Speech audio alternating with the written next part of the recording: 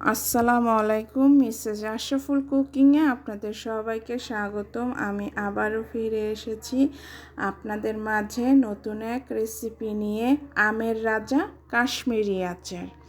ঘরোয়া পদ্ধতিতে কাশ্মীরি আচারটা তৈরি করার রেসিপিটা আজকে শেয়ার করেছি আপনাদের সাথে। তো চলুন দেখে নিই কীভাবে তৈরি করেছি। এখানে আমগুলো ধুয়ে ভালো করে ছিলে আমি লম্বা লম্বা ফালি করে নিয়েছি। 1 কেজির মতো নিয়েছি আম, আর লেদার কাপের 3 কাপের মতো নিয়েছি এখানে পানি, আর 4 চামচের 3 চামচ নিয়েছি লবণ। লবণটা একটু ভালোভাবে নেড়ে গলিয়ে নিতে হবে, যাতে পানির সাথে খুব ভালোভাবে গলে যায়, নইলে দানা দানা থাকলে সমস্যা। একটু ভালো করে নেড়ে চেড়ে আমি লবণটা গলিয়ে নিচ্ছি। যখন লবণটা গলে যাবে, যে আমগুলো আমি সাইজ করে কেটে রেখেছি সে আমগুলো পানিতে দিয়ে দিচ্ছি।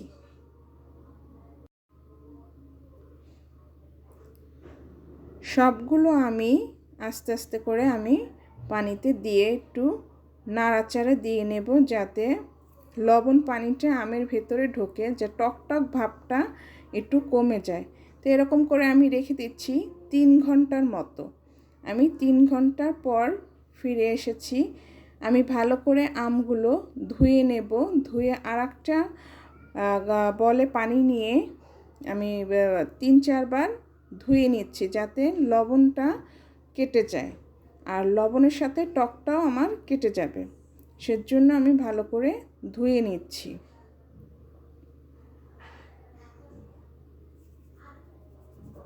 হালকা আলতো আলতো করে একটু ডলে নিতে হবে, যাতে লবণগুলো যাতে ভিতরে না থাকে।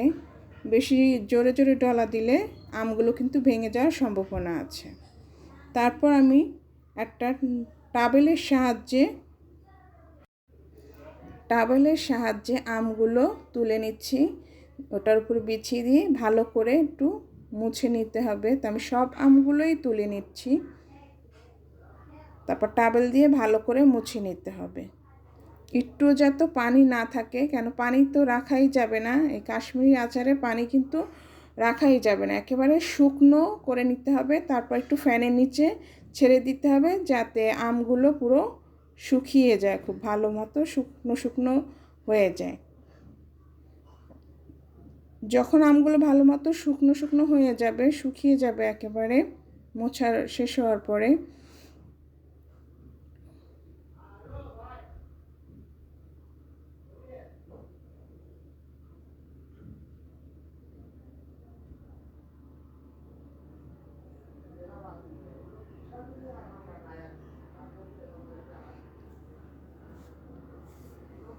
সব আমগুলো আমি তুলে নিয়েছি, শুকিয়ে গিয়েছে, আর আমি ফ্যানের নিচে করে রেখে শুকনো করে নিয়েছি।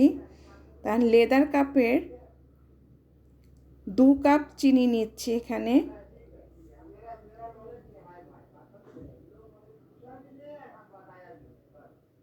আর 2 কাপের মতো এখানে আমি পানি দিচ্ছি।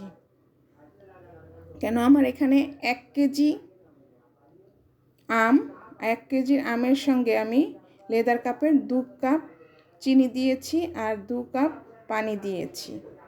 এখন চিনিটা গলা পর্যন্ত অপেক্ষা করছি।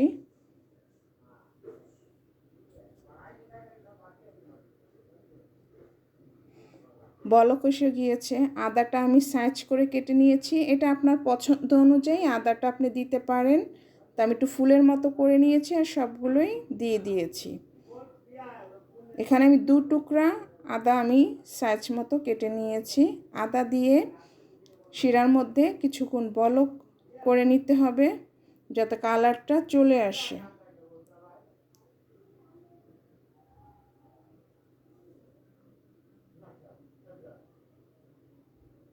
যখন দেখা যাবে যে চিনির কালারটা চলে এসেছে, একটু ভালো করে নাড়াচাড়া দিয়ে নেবেন, যাতে নিচে কোনোভাবে লেগে যায় না, ওরকমভাবে, কেন এমনি শিরাতে আমি 2 কাপের মতো চিনি দিয়েছি। এখন পুরো আমগুলো যা রেখেছি আমি সবগুলো আম ধীরে ধীরে আমগুলো দিয়ে দিচ্ছি।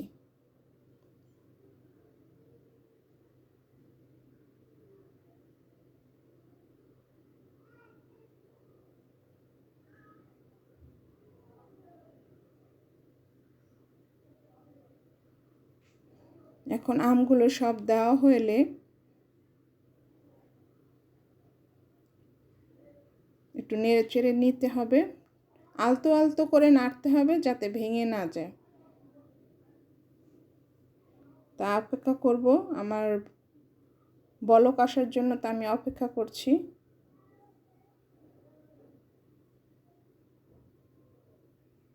যখন আম বলক আসছে তখন কিন্তু আমের কালারটা একটু চেঞ্জ হয়ে আসছে। এটাতে আমি কোনো কালার দেইনি বা কোনো রং ঠং ইউজ করিনি। আর এখন দিয়ে দিচ্ছি শুকনো মরিচের বিচি ফেলে, সেটা আমি গোল গোল করে কেচির সাহায্যে কেটে নিয়েছি, সেটা দিয়ে দিচ্ছি। এখানে আমি 4টা শুকনো মরিচের বিচি ফেলে কেটে নিয়েছি। আর দিয়ে দিচ্ছি 2 চামচের মতো, 4 চামচের 2 চামচের মতো ভিনেগার। আর দিচ্ছি সামান্য লবণ। লবণ কিন্তু আমের ভিতর দেওয়া আছে, তো এটা আপনার আন্দাজ অনুযায়ী দিতে হবে, পরিমাণ যে কতটুকু লাগবে ওরকম দিতে হবে। দিয়ে একটু ভালোভাবে নেড়ে চেড়ে নিতে হবে, আলতো আলতোভাবে নাড়তে হবে, জোরে জোরে নাড়লে আচারটা ভেঙে যাওয়ার সম্ভাবনা আছে। তো এরকম করে আমি 10 মিনিটের মতো জাল দিয়ে নিচ্ছি। তা আমার 10 মিনিট পর আমি যখন ফিরে এসেছি, আমার আচারটাকে এখন আমি হাতের সাহায্যে একটু নাড়াচাড়া দিয়ে নিচ্ছি, খুন্তিটা ইউজ করছি না। এরকম করে আমি নেব যাতে না ভাঙে।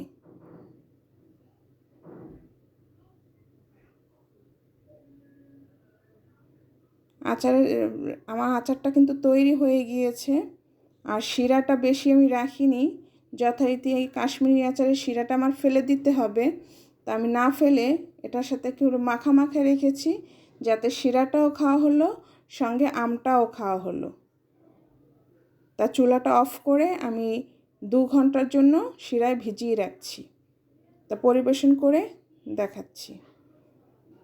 তা তৈরি হয়ে গিয়েছে আমের রাজা কাশ্মীরি আচার। ঘরোয়া পদ্ধতিতে তৈরি করে দেখিয়েছি। আশা করি আপনাদের কাছে ভালো লেগেছে। তা যদি অবশ্যই ভালো লাগে তা অবশ্যই লাইক, কমেন্ট, শেয়ার এবং আমার এই চ্যানেলকে সাবস্ক্রাইব করে দেবেন। আর অবশ্যই কমেন্টে জানাবেন কেমন হয়েছে। তা আজকের জন্য এখানেই বিদায় নিচ্ছি। ভালো থাকবেন। আল্লাহ হাফেজ।